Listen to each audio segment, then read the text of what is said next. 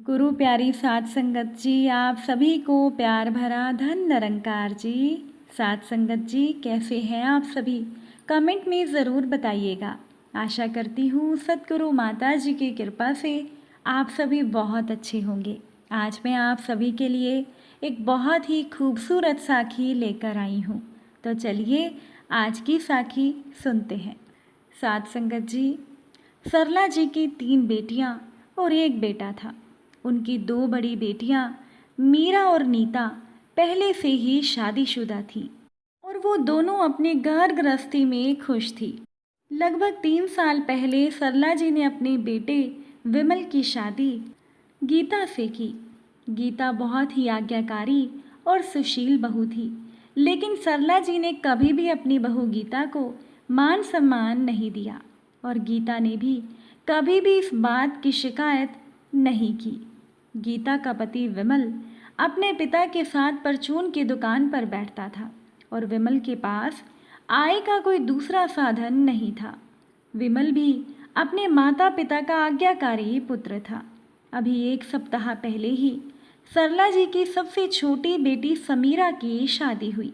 समीरा गीता की हम उम्र थी, इसी वजह से समीरा और गीता की बहुत अच्छी बनती थी। शादी अच्छे से हो गई। सभी रिश्तेदार अपने अपने घरों में चले गए, लेकिन सरला जी की दोनों ननदें अभी तक रुकी थी। शादी में बहुत काम था और सारा काम गीता ने बहुत अच्छे से किया था। सभी मेहमानों की आव भगत से लेकर सभी काम गीता को ही सौंपे गए थे। गीता बहुत थक गई थी, लेकिन सरला जी अपनी बहू गीता को हमेशा काम करते हुए ही देखना चाहती थी। एक दिन की बात है कि गीता घर के काम खत्म करके जब अपने कमरे में आराम करने के लिए जाने लगी तो सरला जी ने कहा कि गीता, मेरा सर दर्द से फटा जा रहा है, मुझे 1 कप चाय बना दो। गीता ने जैसे ही ये सुना वो चाय बनाने के लिए रसोई में चली गई। रसोई बहुत बड़ी थी। रसोई के एक कोने में बैठी गीता की दोनों बुआ सास आपस में बातें कर रही थी। उन दोनों ने गीता को कहा कि बेटा, तू थोड़ा सा आराम कर ले, तूने शादी में बहुत काम किया था। तभी गीता ने अपनी दोनों बुआ सास को कहा कि आप लोग कह रहे हैं मैंने बहुत काम किया, लेकिन माँ जी तो कहती हैं कि मैंने कोई भी काम ढंग से नहीं किया। तभी गीता की दोनों बुआ सास कहने लगी कि तुम्हारी सास को देखते हुए हमारी उम्र गुजर गई। उसे तो अपनी सास और हम दोनों ननदें बहुत गलत लगती थी। इतने में ही सरला जी ने गीता को आवाज़ लगाई कि अभी तक चाय नहीं बनी। गीता तुरंत ही चाय लेकर अपनी सास के कमरे में पहुंच गई। सरला जी लेटी हुई थी। उन्होंने गीता को कहा कि चाय रख दे और तेल लेकर मेरे सर में मालिश कर दो, क्योंकि मेरा सर दर्द से फटा जा रहा था। गीता चुपचाप अपने सास के सिर में मालिश करने लगी। सरला जी ने गीता से कहा कि मीरा और नीता को मैंने सोने की चेन दी है और दोनों दामादों को नेग में सोने की अंगूठियां दी हैं। तब गीता ने पूछा कि अम्मा जी, आप दोनों बुआ सास को क्या देंगी? तभी सरला जी को गुस्सा आ गया। वो कहने लगी कि वो बिना कुछ लिए तो ये घर छोड़ने वाली नहीं है। समीरा के कन्यादान में बहुत सारी साड़ियाँ आई हैं, उन्हीं में से साड़ियाँ दे दूंगी। गीता ने कहा कि माँ जी, ये तो ठीक है, लेकिन बुआ सास जी का भी ये मायका है, उन्हें भी नेग में कुछ सोने की ज्वेलरी न सही कुछ पैसे ही दे देने चाहिए। तब सरला जी ने गुस्से में कहा कि जब भाई की बेटियां विदा होने लगें तो बुआ का मायका नहीं रहता, भतीजियों का मायका हो जाता है। और तुम ज़्यादा मत बोलो, मैं अपने आप संभाल लूँगी।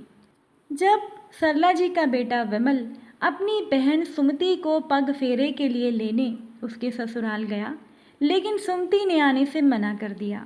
विमल ने आकर अपनी माँ को कहा कि अम्मा, समीरा की बड़ी ननद विदेश से आई है, वो थोड़े दिन समीरा के साथ रहना चाहती है, इसीलिए समीरा के ससुराल वालों ने उसे मेरे साथ नहीं भेजा है। वो लोग कह रहे थे कि 2-4 दिन के बाद वो खुद ही पग फेरे की रस्म के लिए समीरा को ले आएंगे। ये बात सरला जी को अच्छी नहीं लगी। वो सोचने लगी कि मेरी छोटी बेटी की ननद जो विदेश में रहती है, ये तो बड़ी हठीली है। वो सोचने लगी कि पता नहीं मेरी बच्ची ससुराल में कैसे रहेगी। तभी सरला जी के पति कहने लगे कि सरला जी, आप गीता को तो शिक्षा देती हैं कि अब ससुराल वालों के हिसाब से चलो, और अपनी बेटी की बात आई तो उसके ससुराल वालों के बारे में आप गलत सोचने लगी। सरला जी ने अपने पति को कहा कि आपको अपनी बहू का पक्ष लेने की ज़रूरत नहीं है। अगर आप इसका पक्ष लेंगे तो ये बुढ़ापे में हमें पानी तक नहीं पूछेगी और बेटियां ही हमारी सेवा करेंगी। गीता मन ही मन सोचने लगी कि मीरा और नीता दीदी ने ना तो कभी अपनी सासू माँ की सेवा की है और ना ही वो अपनी माँ की सुख सुविधा के बारे में कुछ सोचती हैं। फिर भी ना जाने अम्मा को क्यों अपनी बेटियों पर इतना घमंड है। क्या बेटियां ही बुढ़ापा पार करवा देंगी? अगले सप्ताह समीरा का पति नीरज उसे पग फेरे की रस्म के लिए 1 सप्ताह के लिए मायके में छोड़ गया। सरला जी ने अपनी बेटी समीरा से आते ही पूछा कि क्या तुम्हारी ननदों ने तुम्हारी साड़ियाँ तो नहीं ली? समीरा ने कहा कि नहीं अम्मा, मेरी बड़ी ननद जेठानी और माँ को मैंने खुद ही साड़ियाँ दे दी। अब अपनी बेटी की बात पर सरला जी को बहुत गुस्सा आया। उन्होंने समीरा को कहा कि ये तुमने क्यों किया? तब समीरा ने कहा कि माँ, जब गीता भाभी यहाँ आई थी तब हमने भी उनकी 3 साड़ियाँ रखी थी और आपने उनके सामान से महंगी महंगी साड़ियाँ छांट कर हमारे लिए रखी थी, तो फिर मैं अपनी ननद और सास के कहने पर उन्हें साड़ियाँ क्यों ना देती? अपनी इच्छा से देना ही बेहतर होता है। उसका भी क्या फ़ायदा कि आपका सामान भी जाए और आपका नाम भी ना हो। सरला जी को बहुत गुस्सा आया। उन्होंने अपनी बेटी समीरा को कहा कि अभी तुम्हारी नई नई शादी हुई है, इसलिए तुम्हें तुम्हारा ससुराल अच्छा लग रहा है। जल्दी ही तुम्हें पता लग जाएगा कि सास और ननद कैसी होती हैं। गीता भी अपनी ननद समीरा की बात सुनकर हंस दी, पर सरला जी को गीता का हंसना अच्छा नहीं लगा। उन्होंने गीता को फटकार लगाकर कहा कि यहाँ खड़ी खड़ी क्या सुन रही हो? ये शादी के बाद पहली बार ससुराल आई है, जाकर चाय नाश्ते का इंतज़ाम करो। साथ संगत जी, सरला जी की बहू गीता मायके जाए या ना जाए या फिर कब जाए, ये बातें उनकी सास ही तय करती थी। गर्मियों की छुट्टियों में भी गीता के मायके में उसके भाई बहन इकट्ठे होते। गीता का भी बड़ा मन करता, लेकिन जब भी गीता अपनी सास से मायके जाने के लिए कहती तो सरला जी उस पर गुस्सा करती और कहती कि तुम्हें अब ससुराल के हिसाब से चलना चाहिए। मेरी बेटियां मीरा और नीता एक बार गर्मियों की छुट्टियों में ही मायके आती हैं। अगर तुम मायके चली जाओगी तो उनका ख्याल कौन रखेगा? मेरी बेटियां एक बार मायके आती हैं, अगर वो यहाँ आकर भी खाना बनाएं, ये मुझे मंजूर नहीं। गीता ये बातें सुनकर उदास हो जाती। गीता की दोनों बड़ी ननदें गर्मियों की छुट्टियों में अपने बच्चों के साथ मायके आती तो गीता दिन भर रसोई में सारा काम करती और गीता का पति विमल भी अपनी बहनों की खूब सेवा किया करता था। समय गुजरता गया।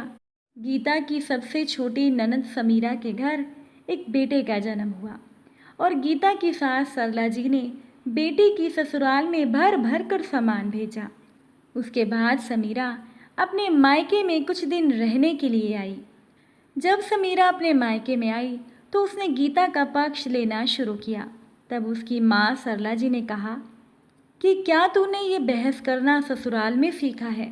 तब समीरा ने कहा कि हाँ माँ, मैं बहू बनी हूँ तो मुझे पता चला है कि बहू की भी भावनाएं होती हैं, वो भी मान सम्मान चाहती हैं। मेरी बड़ी ननद तो विदेश में रहती है, पर छोटी ननद के नखरे एक से बढ़कर एक हैं। उसकी झूठी थाली तक मैं उठाती हूँ। ये सुनकर सरला जी को बहुत गुस्सा आया।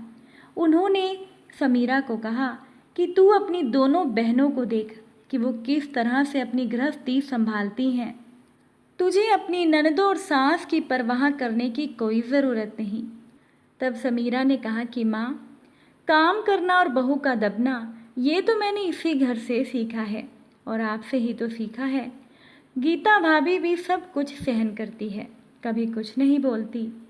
तभी समीरा उठकर जब रसोई में अपनी भाभी की मदद करने के लिए जाने लगी तो सरला जी ने अपनी बेटी का हाथ खींचकर उसे अपने पास बिठाया और कहा 4 दिन के लिए तो आई है, आराम कर ले। तब समीरा ने अपनी माँ से हाथ छुड़ाते हुए कहा कि नहीं अम्मा, यहाँ आदत बिगड़ जाएगी तो ससुराल में परेशानी होगी। मुझे सुबह 5 बजे से 10 बजे तक काम करना होता है। सरला जी को बहुत गुस्सा आया। वो सोचने लगी कि उनकी बेटी की हालत मजदूरों से भी बदतर हो गई है। वो सोचने लगी कि मैंने अपनी बेटी के लिए क्या सोचा था और इसे क्या मिला। और समीरा अपनी भाभी की मदद करने के लिए चली गई। गीता भी अपनी ननद समीरा से बहुत प्यार रखती थी। घर में एक समीरा ही थी जो गीता की भावनाओं को समझती थी। गीता ने समीरा को पूछा कि क्या तुम सच कह रही हो? क्या तुम्हारे ससुराल वाले लोग बहुत खराब हैं? तब समीरा ने गीता से कहा कि नहीं भाभी, मुझे मेरे ससुराल में कोई तकलीफ़ नहीं, वहाँ सब बहुत अच्छे हैं। मेरी सास मुझे मायके की कमी महसूस नहीं होने देती और मेरे साथ अपनी बेटियों जैसा व्यवहार करती है। मेरी दोनों ननदें मुझे बहन की तरह प्यार करती हैं और मेरे पति भी मुझे पलकों पर बिठाकर रखते हैं। मैं तो ये देखना चाहती थी कि माँ जी जैसा व्यवहार आपके साथ कर रही है, अगर वैसा ही व्यवहार उनकी बेटी के साथ हो तो उन्हें कैसा लगेगा। लेकिन तुम वादा करो कि तुम माँ को कुछ नहीं बताओगी। समीरा अपने माँ के बारे में सोचने लगी कि कुछ महिलाओं की मनोवृत्ति भी बड़ी अजीब होती है। वो बेटियों को पढ़ाती हैं और सिखाती हैं कि पति को मुट्ठी में रखो और अपनी बहू पर आरोप लगाती हैं कि बेटे को मुट्ठी में कर रखा है। हमारी तो सुनता ही नहीं। समीरा को अपनी माँ के व्यवहार पर बहुत गुस्सा आता था, लेकिन समीरा अपनी माँ के सामने अपनी भाभी की बहुत तारीफ किया करती थी। तब सरला जी सोचती थी कि अगर मेरी बेटी ऐसे ही बोलती रहेगी तो मेरी बहू गीता को भी बोलना आ जाएगा। और ये बात यहीं ख़त्म हो गई। गर्मियों की छुट्टियां आई तो सरला जी ने अपनी तीनों बेटियों को फ़ोन करके बुलावा भेज दिया। मीरा और नीता दोनों आने के लिए तैयार बैठी थी, लेकिन समीरा ने कहा कि माँ, मैं नहीं आ पाऊँगी, मेरी तबीयत बहुत ख़राब है। मेरी छोटी ननद और मेरी सास बड़ी जेठानी के पास विदेश में गए हैं। अगर आप थोड़ी मदद कर देती तो मुझे आराम मिल जाता। क्या आप गीता भाभी और विमल भैया को 10 दिनों के लिए मेरे ससुराल भेज सकते हैं? मेरी तबीयत बहुत ख़राब है और आपके दामाद को सारा काम करना पड़ता है। अब सरला जी के सामने एक बहुत बड़ी समस्या थी। एक तरफ दोनों बेटियां गर्मियों की छुट्टियां बिताने घर आ रही थी, तो दूसरी तरफ बहू और बेटे को छोटी बेटी के पास भेजना पड़ रहा था। सरला जी ने सोचा कि ऐसे में रसोई का काम कौन करेगा। तभी समीरा के पिता के कहने पर सरला जी ने अपनी बहू और बेटे को अपनी छोटी बेटी समीरा के घर भेज दिया। मीरा और नीता को जब इस बात का पता चला तो उन्हें बहुत गुस्सा आया। तब उन दोनों ने अपनी माँ से कहा कि माँ, हम यहाँ आकर भी खाना बनाएं। उस समीरा को अभी बीमार पड़ना था, गृहस्थी का इतना सारा काम, और तुम्हारी बहू यहाँ से चली गई। सरला जी को समझ में आ गया कि उनकी बहू गीता के बिना घर नहीं चल सकता। अब काम करने की आदत सरला जी को भी नहीं रही थी।